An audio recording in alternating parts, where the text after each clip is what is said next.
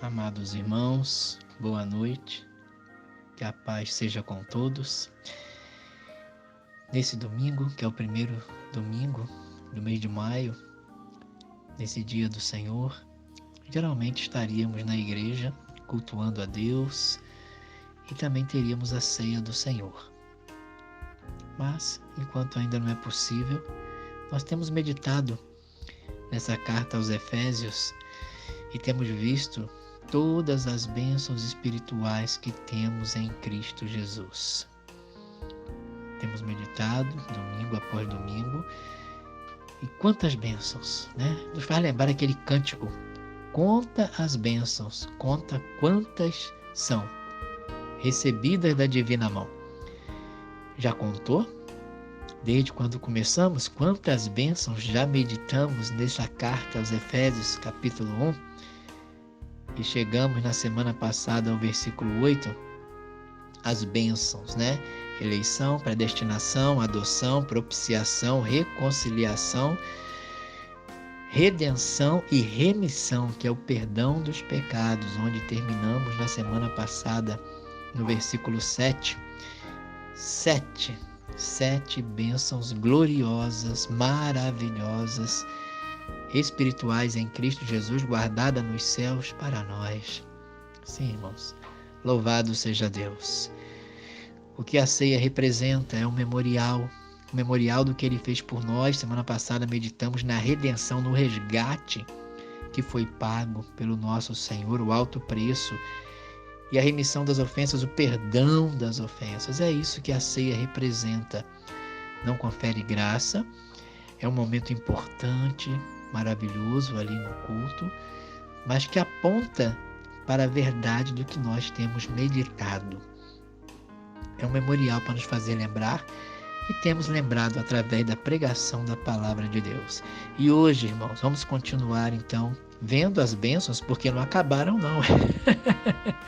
Louvado seja Deus, irmãos, as bênçãos são muitas, são várias e são eternas. Então, no versículo 8, né? Lembrando o 7, vamos ler o 7. Em quem temos a redenção, pelo seu sangue, a remissão, que é o perdão das ofensas, segundo as riquezas da sua graça.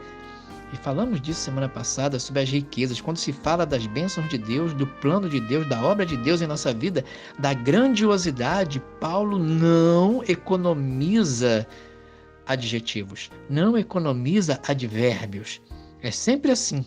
Quando ele olha para o alto, olha para a glória, olha para o que Deus fez na vida dele e o que Deus tem para a vida dele, é sempre assim, em termos de riquezas, como está aí no finalzinho do versículo 7. Riquezas da sua graça, que ele fez abundar, abundantemente, derramou sobre nós.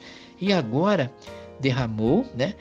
Fez abundar para conosco em toda a sabedoria e prudência. Vamos entrar aqui agora então em outras bênçãos para nós espirituais. Sabedoria e prudência, que pode ser traduzido por discernimento espiritual.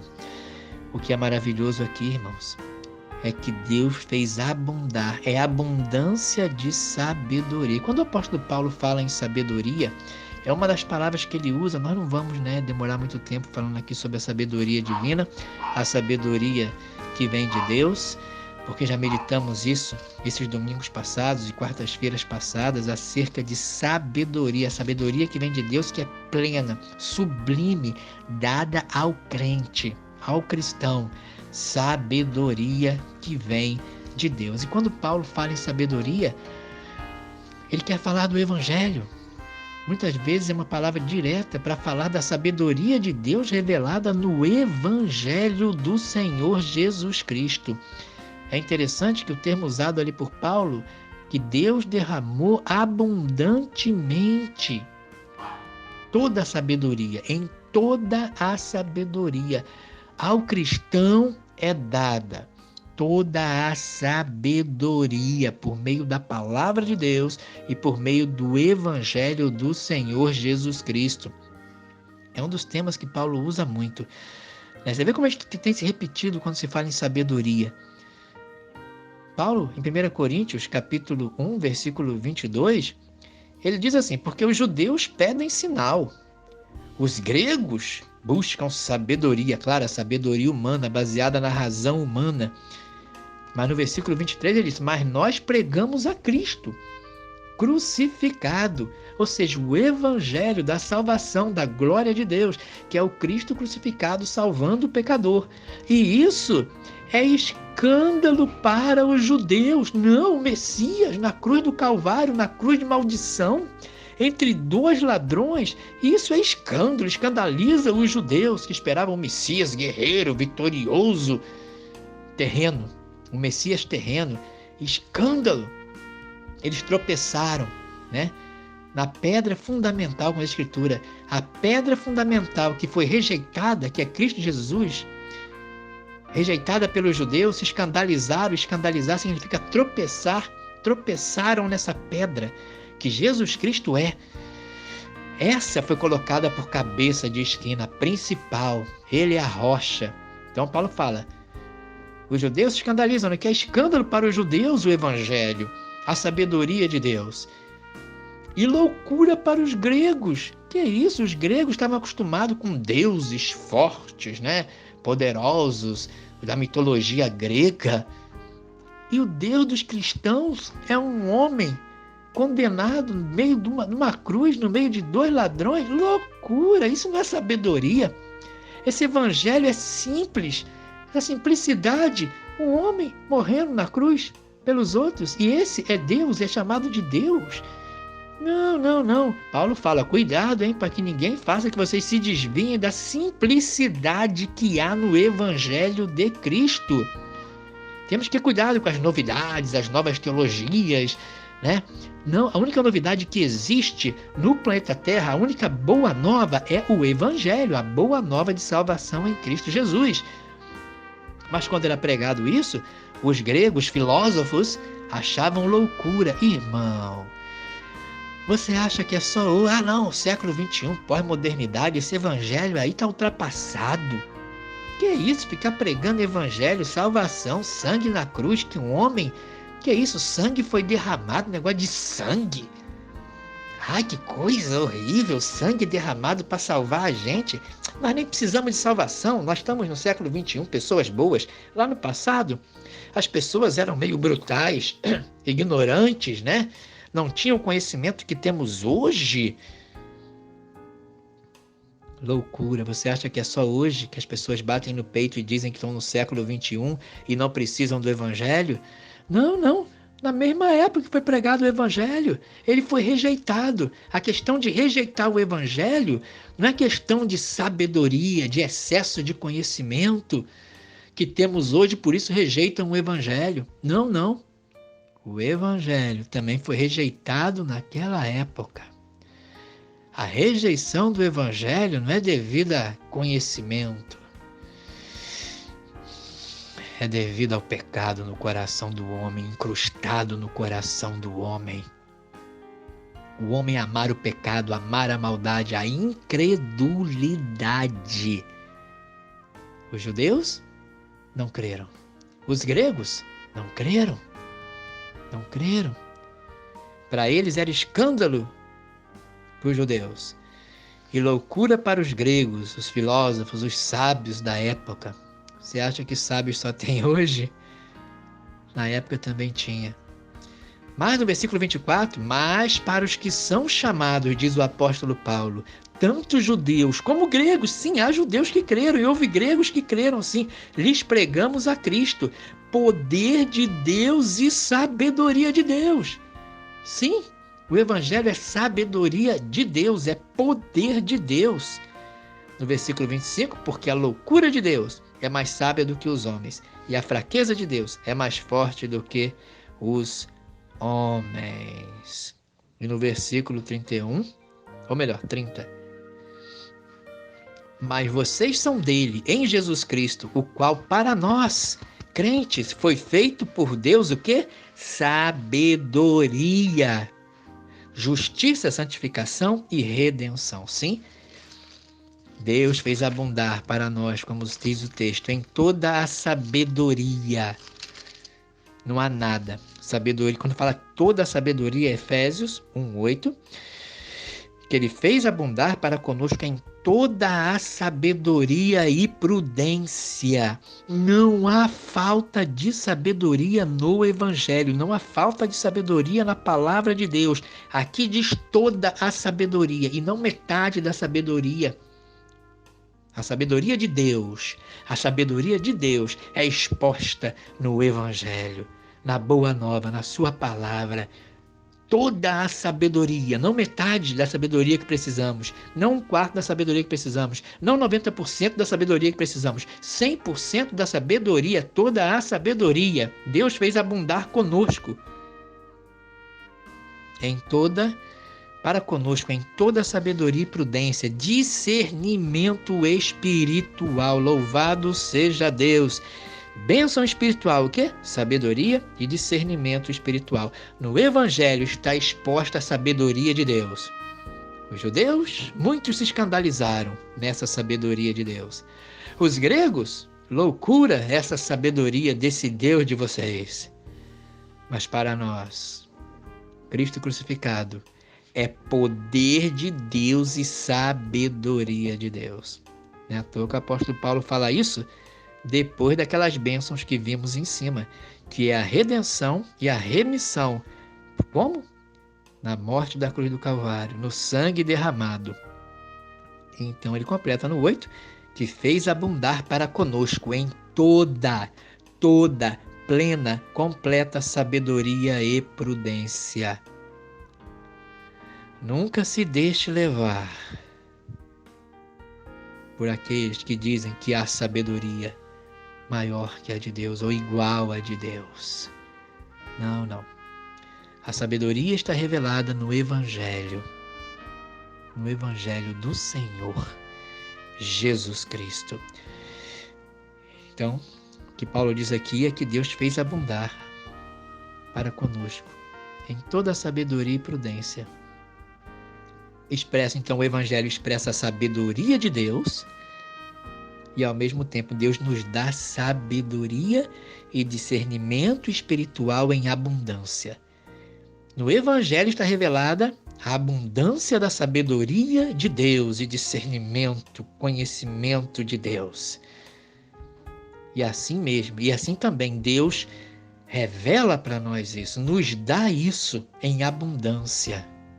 Deus nos dá sabedoria e prudência e discernimento espiritual. Então, essas bênçãos aqui, sabedoria e discernimento espiritual.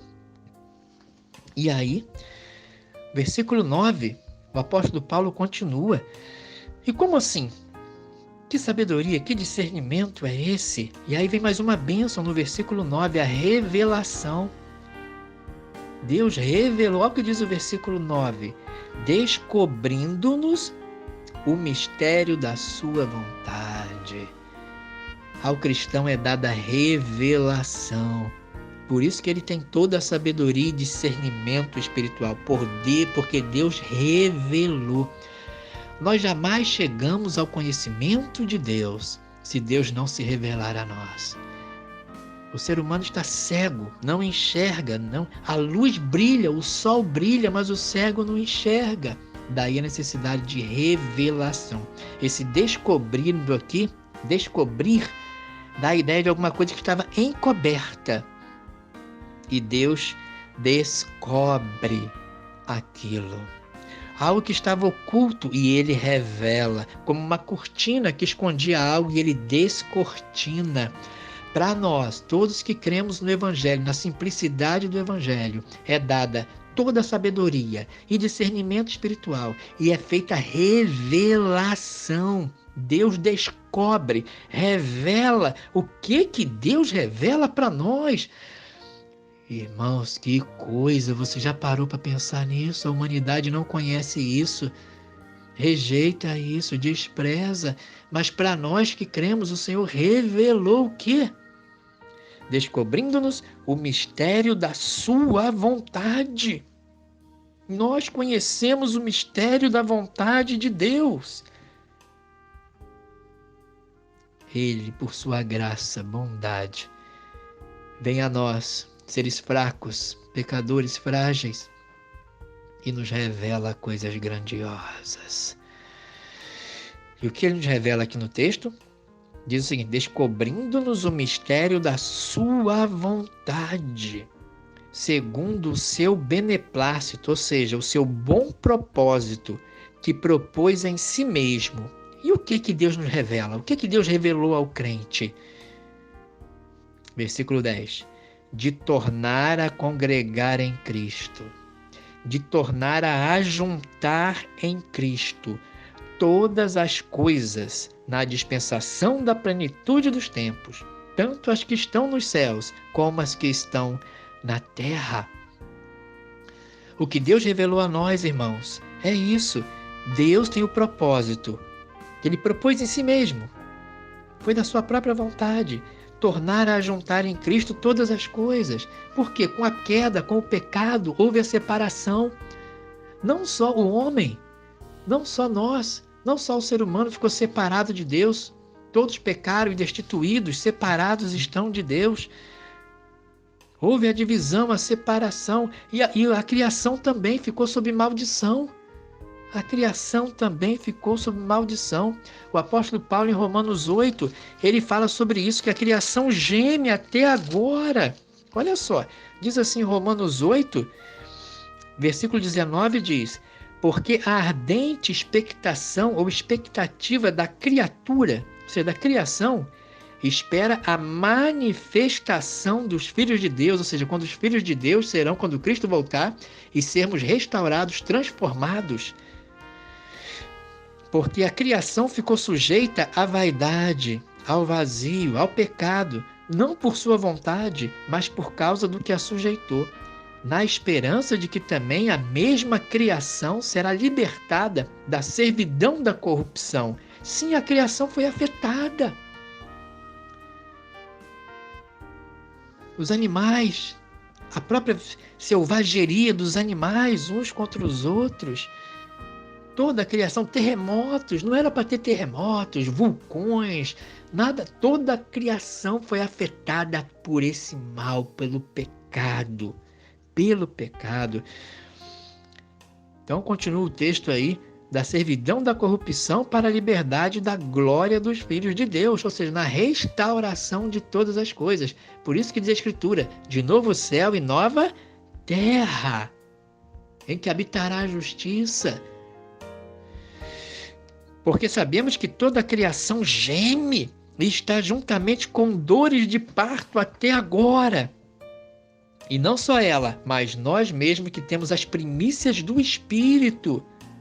Também gememos em nós mesmos, esperando a adoção, a saber, a redenção do nosso corpo. Porque em esperança somos salvos. Ora, a esperança que se vê não é esperança.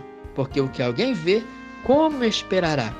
Mas se esperamos o que não vemos, com paciência o esperamos. Então toda a criação ficou sujeita à corrupção. E o que Paulo fala aqui em Efésios é que Deus revelou para nós o propósito de Deus de em Cristo congregar, ajuntar, restaurar todas as coisas. Todas as coisas. Novo céu e nova terra, onde não haverá mais corrupção, gemido. Só que tudo isso é em Cristo. Tornar a congregar em Cristo. Sempre Ele no centro. A nossa salvação é em Cristo. Quem vai restaurar todas as coisas é Cristo. Porque o sacrifício dele foi aceito. O Cordeiro Imaculado. E assim ele tem esse poder de salvar e de restaurar todas as coisas em Cristo Jesus. Quando? Daí o texto, na dispensação da plenitude dos tempos. Esse termo é usado, quando fala da vinda de Cristo, quando Cristo veio. Mas vindo da plenitude dos tempos, Deus enviou seu Filho, nascido de mulher, nascido sob a lei, para remir os que estavam debaixo da lei, a fim de que recebamos a adoção de filhos. Mas aqui também a plenitude, aqui agora congregar no final, é na volta de Cristo, na dispensação da plenitude dos tempos. Então, quando foi o tempo exato necessário, Cristo veio a primeira vez para nos salvar, para resgatar, dar a sua vida na cruz.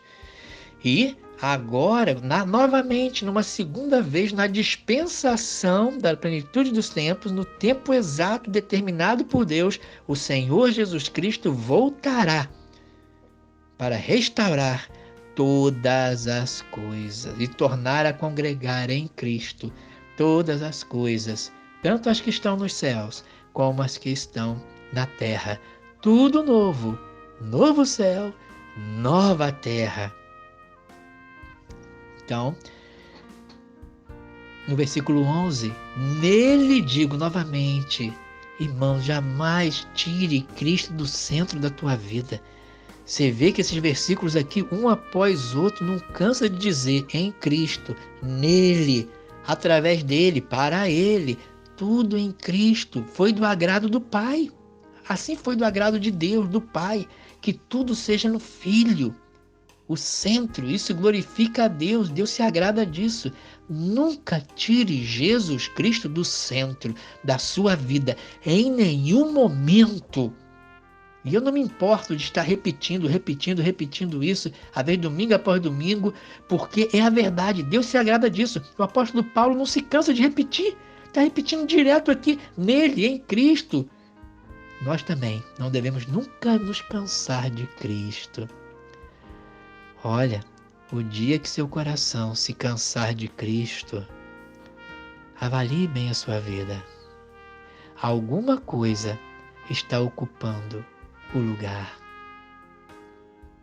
O nosso coração, o dia que o nosso coração se esfria em relação a Cristo, alguma coisa está aquecendo o nosso coração.